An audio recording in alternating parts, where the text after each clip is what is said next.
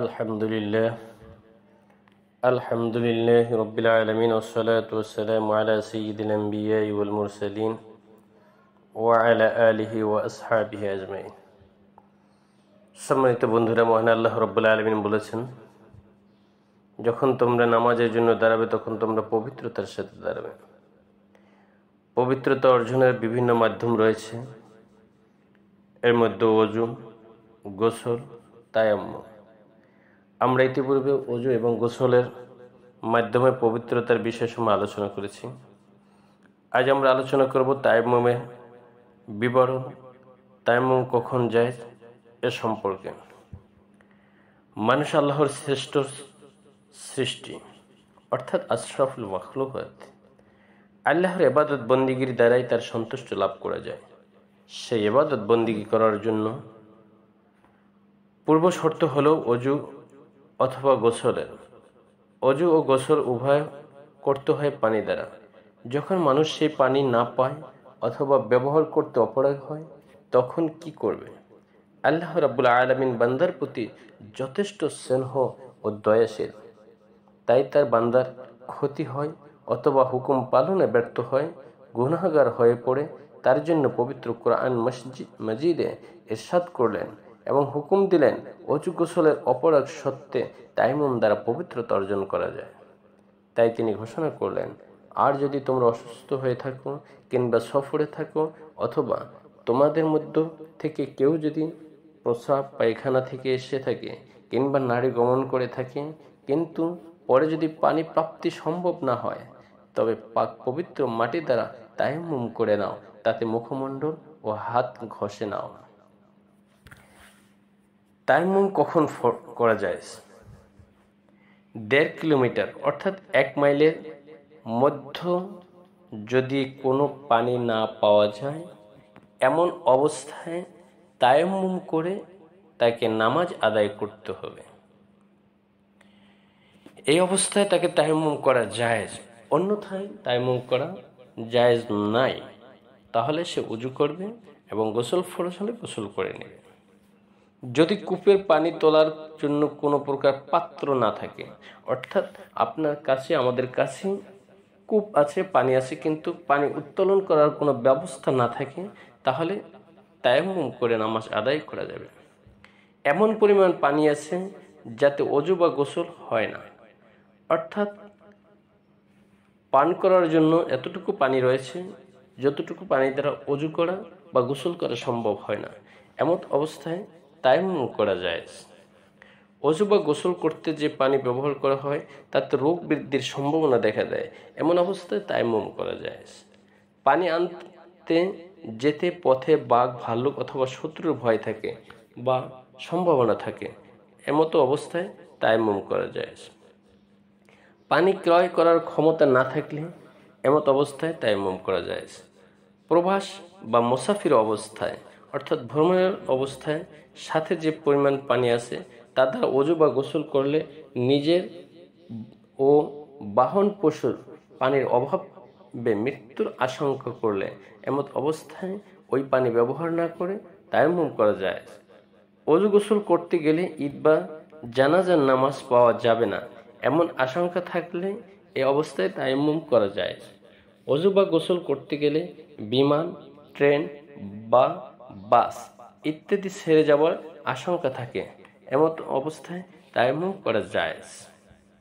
ওযু বা গোসল করতে গেলে শরীরের ক্ষত স্থানের ক্ষত বেড়ে যাওয়ার সম্ভাবনা থাকলে এমত অবস্থায় তায়াম্মুম করা যায়। যে সমস্ত বস্তু দ্বারা তায়াম্মুম করা যায়, তায়াম্মুম নিয়ত, ফরজ ও সুন্নাত সমূহ।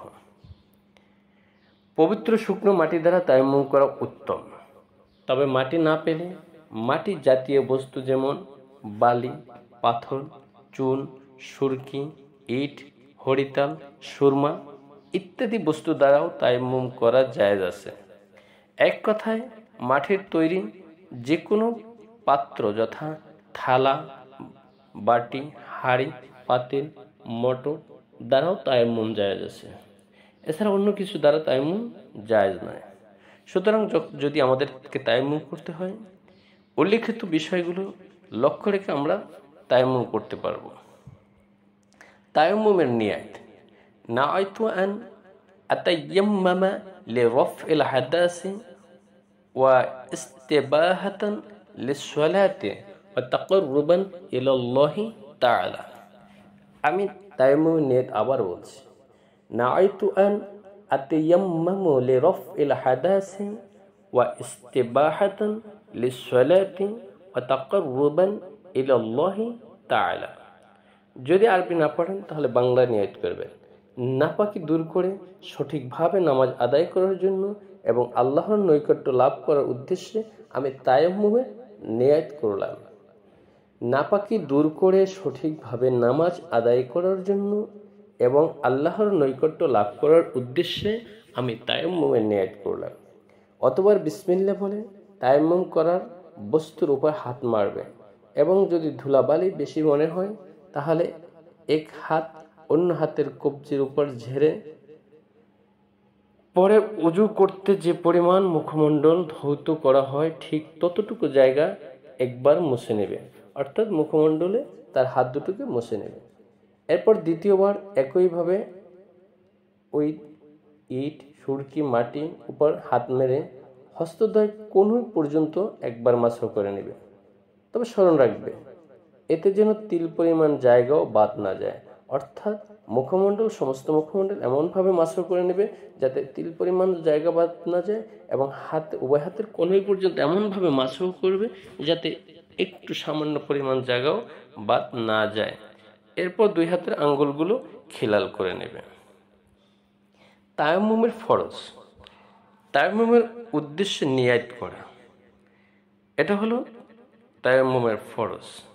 সমস্ত মুখমণ্ডল একবার মাসহ করা, এটা হলো তায়াম্মুমের ফরজ। হস্তদ্বয়ের কনুই পর্যন্ত একবার মাসহ করা তায়াম্মুমের ফরজ। অর্থাৎ তায়াম্মুমের ফরজ তিনটি: নিয়াত করা, সমস্ত মুখমণ্ডল মাসহ করা এবং উভয় হাতের কনুই পর্যন্ত সুন্দরভাবে মাসহ করা।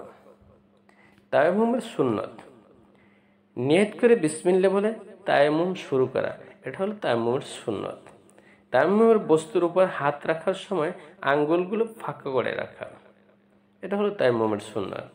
দুই হাতে তায়াম্মুমের বস্তুর উপর রেখে সামনে পিছনে টানা, অর্থাৎ একটু ঘষাঘষি করা, এটা হলো তায়াম্মুমের সুন্নত। তায়াম্মুমের বস্তুর উপর থেকে হাত উঠিয়ে মৃদুভাবে ঝেড়ে নাও তায়াম্মুমের সুন্নত। তরতিব মতো, অর্থাৎ প্রথমে নিয়ত করা, তারপর মুখমণ্ডল মাসহ করা, এরপর দুই হাতের কনুই পর্যন্ত মাসহ করা। এই যে ধারাবাহিকতা, এই ধারাবাহিকতা ঠিক রাখা তায়াম্মুমের সুন্নত। খুব দ্রুততার সাথে মাসহ কাজ শেষ করা, এটা হলো তায়াম্মুমের সুন্নত। সুতরাং আমরা তায়াম্মুমের ফরজ এবং তায়াম্মুমের সুন্নত বিষয়গুলোর প্রতি অবশ্যই নজর রাখব। তায়াম্মুম ভঙ্গ হওয়ার কারণ ও তায়াম্মুমের কতিপয় মাসলা। যে সমস্ত কারণে ওযু ভঙ্গ হয়ে যায়, সে সমস্ত কারণে তায়াম্মুম ভঙ্গ হয়ে যায়। অর্থাৎ 7টি কারণে আমরা জানি ওযু ভঙ্গ হয়, তায়াম্মুম সেই 7টি কারণেই ভঙ্গ হয়ে যায়। 2 নম্বর হলো পানি পাওয়া গেলে তখন তায়াম্মুম ভঙ্গ হয়ে যায়, কেননা পানির অভাবেই তায়াম্মুম করার বিধান দেওয়া হয়েছে। যেহেতু এখন পানি পাওয়া গেছে সেহেতু তায়াম্মুম ভঙ্গ হয়ে যাবে। 3 নম্বর হলো যে সমস্ত কারণে তায়াম্মুম করা জায়েজ সে সমস্ত কারণ দূর হয়ে গেলে, অর্থাৎ ইতিপূর্বে আমরা বর্ণনা করেছি যে কারণগুলো, যে সমস্ত কারণগুলো বর্ণনা করেছি, যে কারণগুলোর কারণে তায়াম্মুম করা যায় সে সমস্ত কারণগুলো দূর হয়ে গেলে তায়াম্মুম ভেঙে যাবে। 4 নম্বরে পানি থাকা অবস্থায় রোগের কারণে তায়াম্মুম করা হয়েছে, এমন অবস্থায় পানি থাকলে তায়াম্মুম ভঙ্গ হয়ে যাবে এবং নতুন করে তায়াম্মুম করে নিতে হবে। তায়াম্মুম বিষয়ক কতিপয় মাসলা। একবার তায়াম্মুম করে কয়েক ওয়াক্ত নামাজ আদায় করা জায়েজ হবে। নামাজের জন্য যে তায়াম্মুম করা হয়েছে তা দ্বারা কুরআন তেলাওয়াত সহ অন্যান্য সকল ইবাদত করাও জায়েজ। এক কথায় তায়াম্মুমের মাধ্যমে যেমন পবিত্রতা অর্জন হয়েছে আর পবিত্র অবস্থায় নামাজ পড়া যায়, কোরআন তেলাওয়াত করা যায়। সুতরাং তায়াম্মুম দ্বারা এগুলো করা যাবে। কিন্তু যদি শুধুমাত্র কোরআন তেলাওয়াতের জন্য তায়াম্মুম করা হয় তাহলে ওই তায়াম্মুম দ্বারা নামাজ আদায় করা জায়েজ হবে না। অর্থাৎ যখন আমি নামাজের জন্য তায়াম্মুম করেছি, নামাজ আদায় করব, এই তায়াম্মুম দ্বারা আমি কোরআন তেলাওয়াত করতে পারবো। কিন্তু আমি নিয়ত করেছি যে আমি এখন কোরআন তেলাওয়াত করব, পানি নাই কোথাও, আমি তায়াম্মুম করে নিচ্ছি, এই অবস্থায় তায়াম্মুম করে ওই তায়াম্মুম দ্বারা নামাজ পড়া যাবে না, পুনরায় আবার তায়াম্মুম করে নিতে হবে নামাজের নিয়ত করে। যদি কোনো লোকের উজু গোসল উভয় ফরজ হয়, কিন্তু উজু করলে শারীরিক ভয়ের কোনো কারণ নেই, অথচ গোসল দ্বারা স্বাস্থ্যহানির ভয় আছে, এমন অবস্থায় ওই ব্যক্তি প্রথম উজু করে নেবে এবং পরে গোসলের নিয়তে তায়াম্মুম করবে। 3 নম্বর, কোনো মাটিতে নাজাসাত লেগে তা শুকিয়ে গিয়েছে, তাতে ওই জায়গা পাক বলেই ওইখানে নামাজ আদায় করা জায়েজ হবে, কিন্তু ওই মাটি দ্বারা তায়াম্মুম করা জায়েজ হবে না। অর্থাৎ কোনো স্থানে গোবর বা মলমূত্র লেগেছে, সেটা শুকিয়ে গেছে, ওই স্থানের উপরে জায়নামাজ বিছিয়ে নামাজ পড়া জায়েজ হবে, কিন্তু ওই মাটি দ্বারা তায়াম্মুম করা জায়েজ হবে না, পাক পবিত্র মাটি দ্বারা তায়াম্মুম করতে হবে। 4 নম্বরে, যদি কোনো ব্যক্তি অজু গোসল উভয়টির জন্য তায়াম্মুম করা প্রয়োজন হয়, তাহলে ওই ব্যক্তি অজু ও গোসলের জন্য একসাথে নিয়ত করে তায়াম্মুম করলে একই তায়াম্মুম দ্বারা অজু গোসল উভয়টাই সম্পন্ন হবে, কিন্তু যদি এক কাজের জন্য নিয়ত করে তাহলে উভয় কাজ সম্পন্ন হবে না। অর্থাৎ একজনের উপর গোসল ফরজ হয়েছে এবং গোসল ফরজের পূর্বে যেভাবে আমরা উজু করি নামাজের জন্য, দুটি তার করতে হবে। এই অবস্থায় যদি সে নিয়ত করে যে হ্যাঁ আমি উজু এবং গোসল উভয়টির জন্য এই তায়াম্মুম করে নিল, তাহলে তার উভয়টি আদায় হয়ে যাবে। কিন্তু যদি একটির জন্য শুধু নিয়ত করে তাহলে একটি আদায় হবে, অন্যটি আদায় হবে না। সুতরাং আমরা মহান আল্লাহ রাব্বুল আলামিনের সন্তুষ্টির জন্য, রাজি খুশির জন্য, আমাদেরকে পুত ও পবিত্র করার জন্য আমরা তায়াম্মুমের ফরজ এবং যে সমস্ত কারণে তায়াম্মুম করা যায় সে সমস্ত বিষয়গুলো লক্ষ্য রেখে আমরা আমাদের শরীরকে পাক পবিত্র করে মহান আল্লাহ রাব্বুল আলামিনের ইবাদতে মনোনিবেশ করতে পারি। আল্লাহ রাব্বুল আলামিন যেন আমাদের তৌফিক দান করেন। আমিন।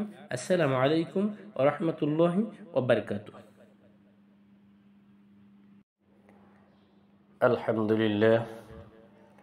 আলহামদুলিল্লাহ রাব্বিল আলামিন ওয়াসসালাতু ওয়াসসালামু আলা সাইয়্যিদিল আম্বিয়াই ওয়াল মুরসালিন ওয়া আলা আলিহি ওয়া আসহাবিহি আজমাইন। সম্মানিত বন্ধুরা, মহান আল্লাহ রাব্বুল আলামিন বলেছেন,